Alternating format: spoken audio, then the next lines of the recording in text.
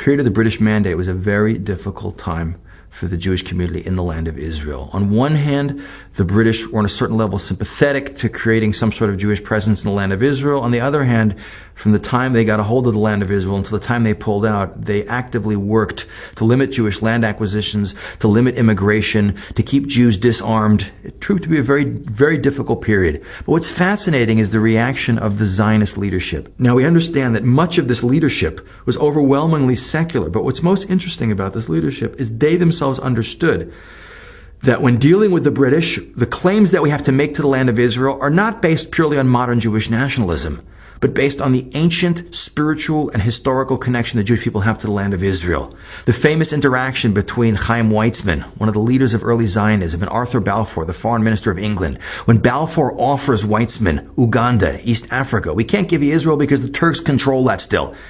And Weizmann says back, will the British take Paris? And Balfour says back, we already have London, meaning you Jews should take whatever we offer you. And Weizmann says, we the Jewish people had Jerusalem and London was a marsh.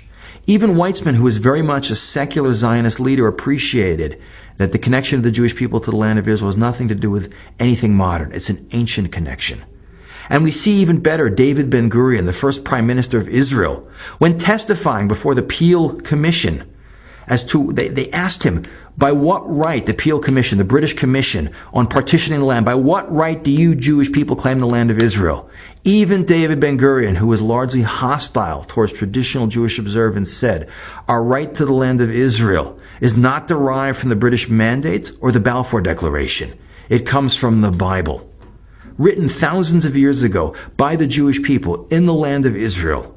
Our right to the land of Israel is as old as the Bible itself. And it illustrates a very important lesson that we need to learn today when making Israel's case. Religious or not, we have to appreciate that the origins of the Jewish people and the origins of the Jewish people's connection to the land of Israel is not in the last 100 years and doesn't begin just with Zionism at all, but it goes back thousands and thousands of years.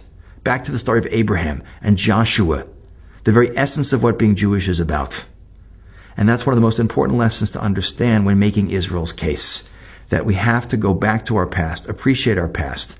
And that's the greatest weapon in the intellectual arsenal the Jewish people have to today make a moral and legal and justified claim to continue Jewish presence in the land of Israel today.